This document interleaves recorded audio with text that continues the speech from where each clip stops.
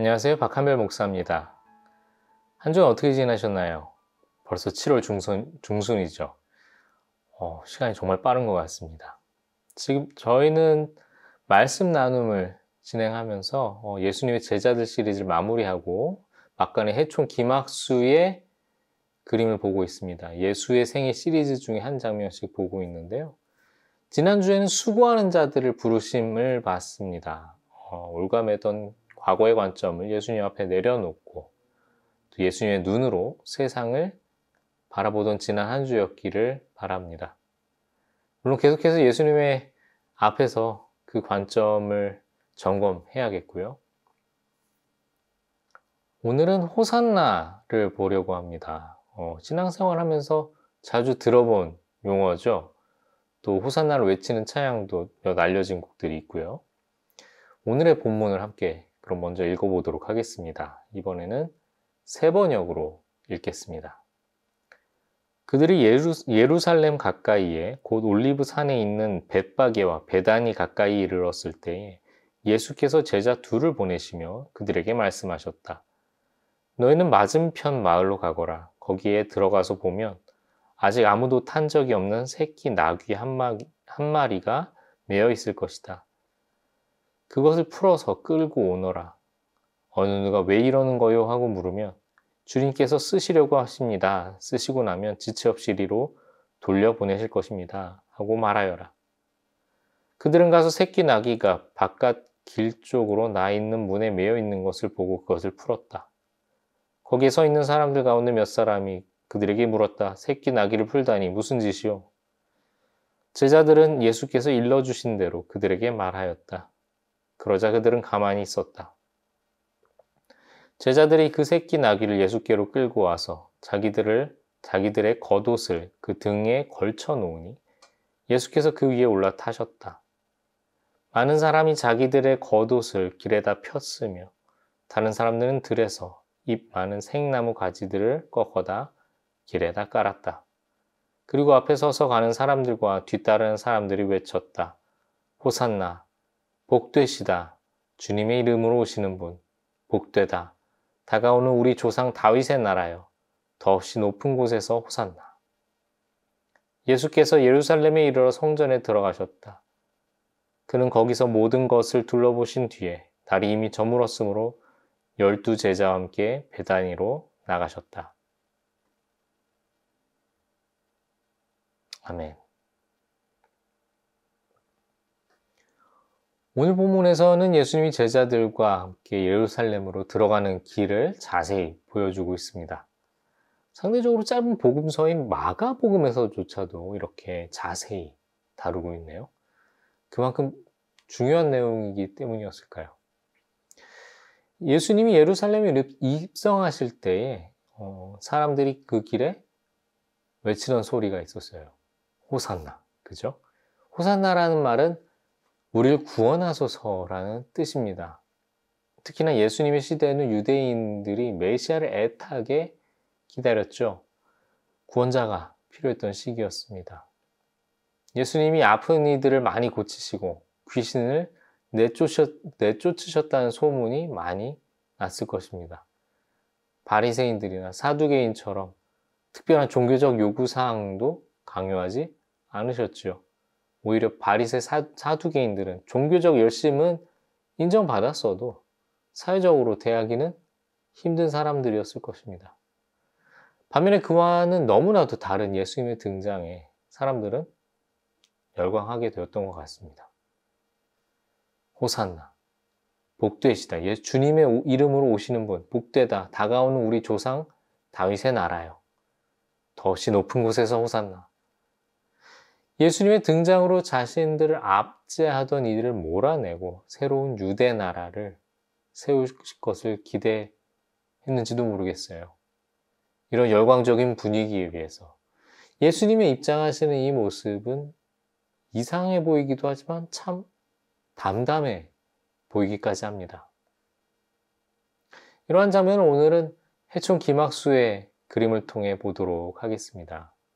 해총 기막수는 운보 김기창과 같이 20세기의 한국 풍속화로 잘 알려진 화가입니다. 그렇게 예수님의 생애를 표현하는 데 있어서 한국 풍속화 장면으로 자연스럽게 연출할 수 있었죠. 이 시리즈는 1985년에 발표되었고요. 연세대학교의 작가가 이를 기증하였습니다. 지난번에 이어서 오늘은 예루살렘으로 입성하시는 예수님의 모습을 그린 호산나를 함께 보실 텐데요. 어떠신가요? 조선시대의 큰 성문이 보이고요. 자세히 보면 또 뭔가 대로 옆으로 갑 한 대가 있는 것 같습니다. 장이 선 것 같네요. 일단 장이라 그런지 사람이 많습니다. 조금 더 주의 깊게 보면 그 길로 팔을 좌우로 편 사람들의 행렬이 보입니다.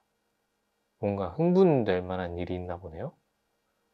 조금 더 자세히 보면 그 행렬 한가운데 유대인의 복장을 한 후광이 있는 인물이 뭔가 말인지 낙인지 구분은 어려운 동물을 타고 가고 있는 것이 보입니다.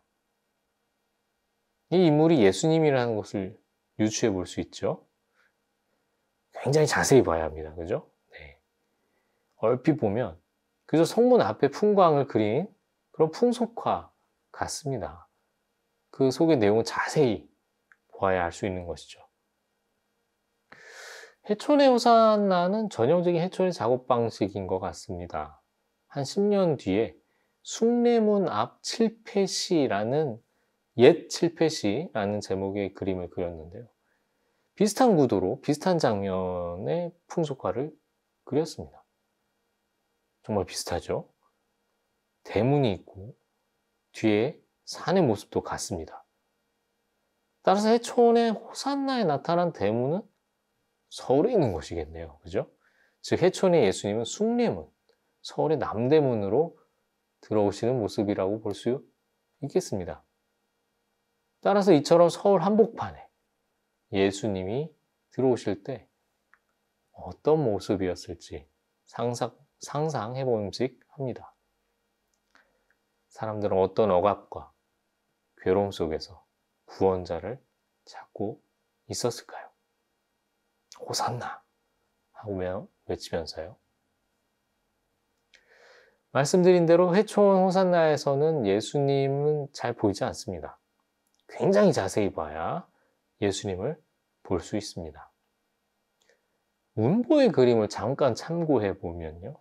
해촌의 그림에서는 정말 예수님이 정말 안 보인다고 느껴지는데요. 어떠세요? 최소한 운보의 그림에서는 주제에 맞게 예수님이 주인공으로 드러나게 표현했습니다. 사람들이 나와서 이 근엄해 보이는 선비의 모습을 한 예수님을 왕으로 영접하는 모습이 잘 드러나죠. 배경 역시 대문 앞 시장 거리입니다. 하지만 해촌의 그림은 예수님에게 집중이 되는 구도가 아닙니다.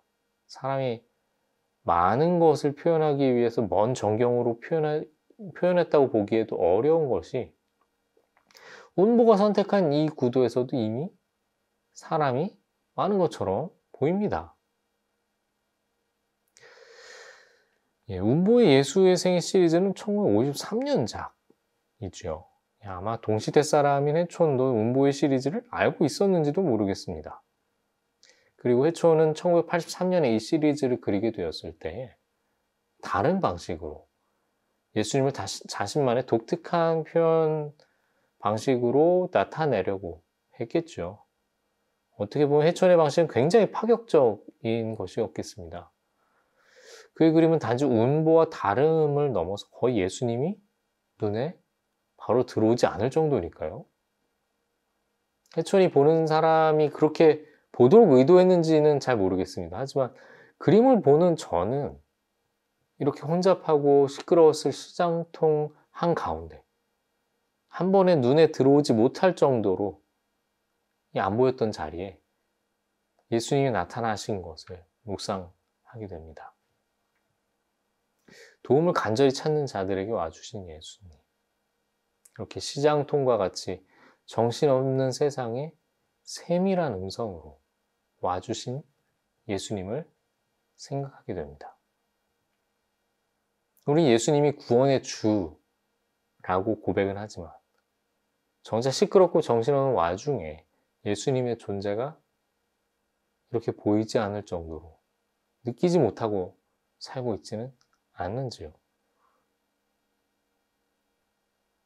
우리의 바쁜 일상 중에 예수님은 과연 어디 계시나요? 혹시 예수님 주일 예배 때만 계신 건 아니죠. 말씀 묵상 중에만 계셔도 정말 다행입니다. 우린 예수님을 의식하는 것조차도 참 쉽지 않은 삶을 살고 있습니다. 또 혹은 어렵고 필요할 때만 예수님을 찾고 있지는 않는지요. 예수님 도와주세요 하고 외치기만 하고 있지는 않은가요? 예수님이 세밀한 음성으로 우리의 길을 인도하실 때에 과연 우리는 따라가고는 있는가요? 아니면 내가 필요한 도움만 채워지길 바라고 있지는 않는가요? 이렇게 시장통 속에 어렴풋이 보이는 예수님을 보며 이와 같은 질문들을 던지게 됩니다. 여러분들은 어떠신가요? 이번 한 주 보이지 않는 예수님을 간절히 찾고 또 그 세미한 음성을 잘 듣고 따라가는 삶이 되기를 주님의 이름으로 축원합니다.